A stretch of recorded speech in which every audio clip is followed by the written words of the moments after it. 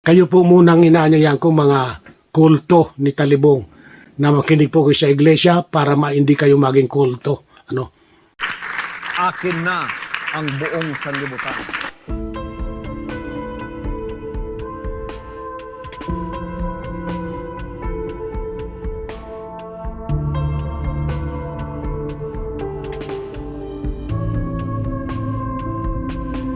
Inutil! Tarantado!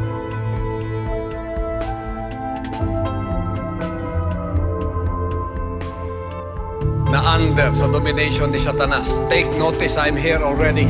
Ako po si Gabon. At ito ang Factbusters! Kaya bago muna natin simulan ang ating episode ngayon, iniimbitahan kita na isubscribe itong ating bagong YouTube channel, Factbusters PH, dahil yung lumang channel natin ay nahack po mga kapatid. Kawawa naman tayo, no? Pero pati rin sana ang isa pa nating YouTube channel, Takasuri PH. Paki-subscribe din yan mga kababayan. Ako naman, sige.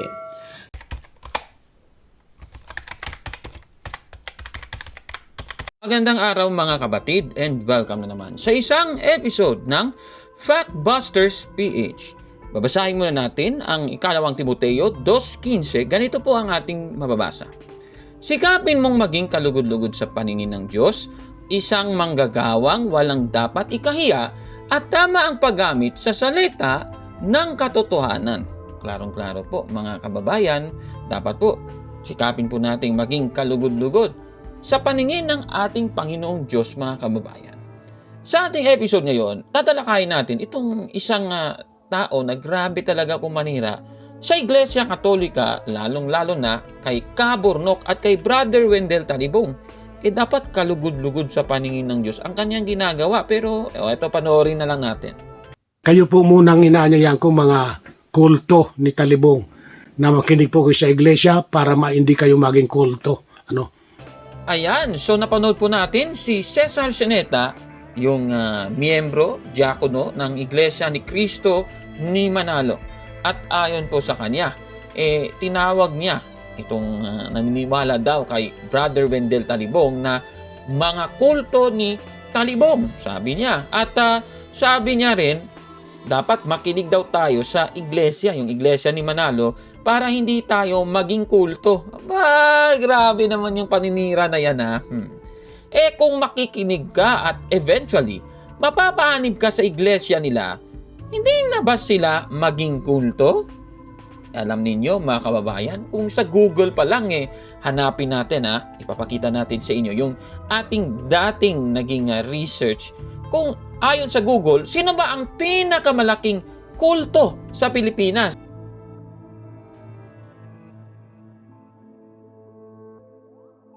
Ako Cesar Sineta, paano ngayon yan? Katunayan, babasahin din natin ang aklat na The New International Dictionary of the Christian Church ni J.D. Douglas, 1978 edition, sa page 776. Ganito po ang ating mababasa. Ang Pilipinas ay gumawa ng sarili nitong mga kulto. Higit sa lahat, ang Iglesia ni Cristo o Church of Christ na itinatag noong 1914 ni Felix Manalo at nag-aangkin ng ilang milyon. Klarong-klaro mga kababayan, ibig sabihin, ayon sa aklat na ating nabasa, isa itong historical book, yung Iglesia ni Cristo, Church of Christ, ay kulto daw. Nako hindi ako nagsabi niyan, Mr. Cesar Sineta. Isa pang aklat, Christianity in Southeast Asia ni Robbie Go, 2005 edition, ang ating babasahin. Sa page 29 to 30, ganito po ang ating mababasa. Isasaling ko ulit sa Tagalog. Ito po. Ang isa pang makabuluhang tampok ng Kristyanismo sa Pilipinas ay ang malakas na presensya ng mga grupong marginal o madalas na tinutukoy bilang mga kulto o mga sekta na itinuturing na lumilihis sa ilang mga punto ng teolohiya o pagtuturo mula sa Orthodox Protestant Christianity. Sa mga marginal na grupo o yung sinabi kanina na kulto, ang pinakakilala ay ang homegrown na Iglesia ni Cristo, Church of Christ, na tinatayang 5 o 6 na milyong adherents ay mas malaki pa kaysa sa Jesus Miracle Crusade. Klarong-klaro po ng ating nabasa. O aklat kasaysayan na naman itong ating binasa. Yung marginal na grupo o kulto daw ayon sa aklat na ito ay ang kanyang iglesia na kinaaaniban, mga kababayan. Nako Mr. Cesar Sineta. Naalala ko tuloy yung video, mga kababayan. Panoorin na lang natin yung viral video na ito. Pasensya na sa mga miyembro dyan sa Iglesia ni Cristo ni Manalo kung masakit. Pero panoorin lang natin yung naalala nating video. Kaya nagkaroon ako ng ex-girlfriend na taga-iglesia ni Cristo. May taga-iglesia ba tonight? Wala akong pake sa'yo. Alam mo, may mga mas okay naman na religion siya. Pero may aircon sila eh. Diba? First time na nakaapak ako doon sa kapilya nila, mangha-mangha talaga ako na daming aircon eh. Binilang ko pa 1, 2, 3, 4, 5. Ang lamig. No? Cool. Cool to.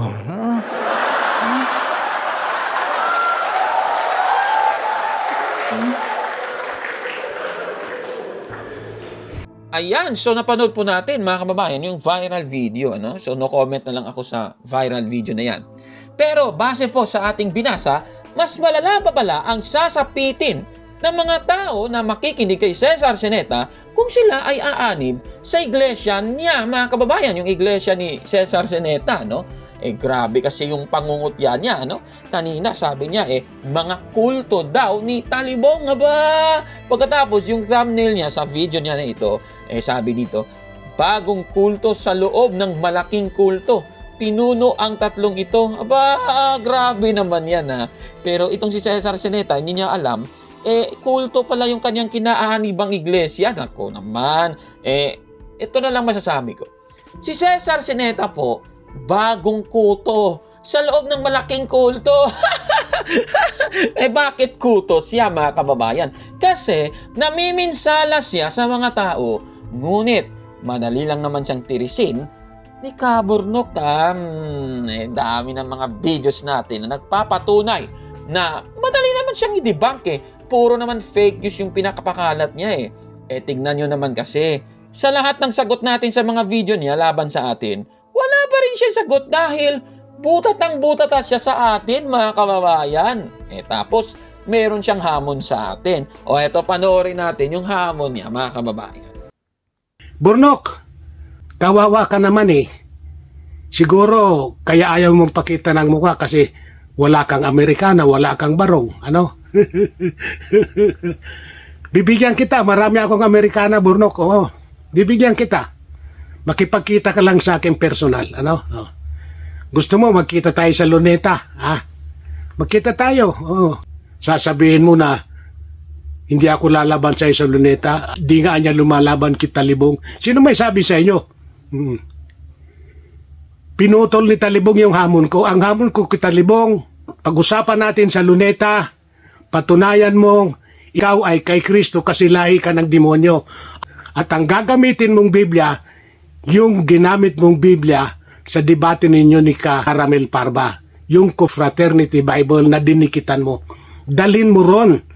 Isa pa yun sa patunayan mo na hindi mo nga dinikitan. Patunayan mong Iglesia ni Cristo ko talaga kasi sinasabi niya Iglesia ni Cristo raw sila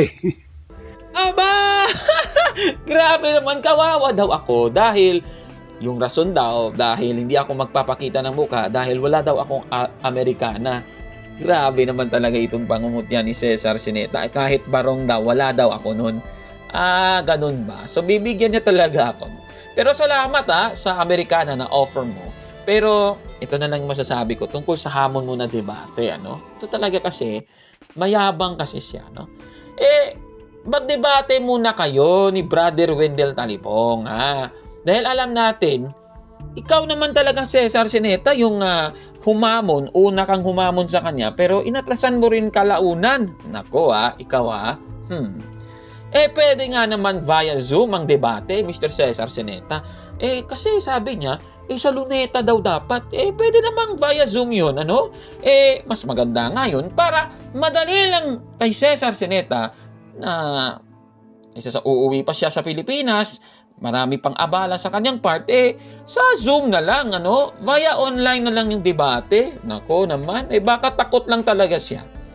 Kaya, yung masasabi natin sa kanyang mga sinasabing ito, Kayo po munang inaanyayan ko mga kulto ni Talibong na makinig po kayo sa iglesia para hindi kayo maging kulto. nakakatawa talaga siya, Kaya, busted! Yan! Nako, Cesar Sineta, grabe ka talaga kung mangutya. Pero bumabalik sa kanya ang kanyang mga sinasabi. At kawawa naman siya at desperado na. Dahil ito, yung thumbnail niya, yung picture ko daw yan, Ayan, picture daw yan ni Kaburnok, yung nakikita niyo sa screen, gawa-gawa lang niya yan, Nako desperado na kasi siya. Ulitin nga natin yung video na sinasabi niyang yan daw si Kaburnok. Kung totoo sinasabi mo, bakit takot kang magpakita ng mukha habang nagsasalita ka? Ngayon, nagkamali ka. Ito ang mukha mo. Yan mga kaibigan, si Burnok. Tandaan niyong maigi ang mukhang niyan. Ayan. Hindi po Pilipino yan. Siguro, naiwan lang yan sa Pilipinas. Grabe talaga itong si Cesar Sineta na ito, mga kababayan. Halatang desperado nang makita si Kaburnok, mga kababayan. Kawawa talaga ito. Ano ang masasabi ninyo sa ating episode ngayon? Comment down below, mga kapatid. At kung like mo ang video na ito, paki-smash ng like button at mag-subscribe na sa ating YouTube channel, Factbusters PH. Kaya, huwag maniwala sa sabi-sabi. Check mo na kung fact nga talaga. Hanggang sa susunod na episode, ako po si Kaburnok. At ito ang Factbusters. Nako, Cesar Sineta naman. Desperadong desperado na masyado, Ikaw, Mga kapatid, magandang araw po. At kapayapaan ay maghari sa ating isipan at sa ating puso. At follow and subscribe, Factbuster PH, The Beloved Catholic sa Facebook page ni Kaburnok.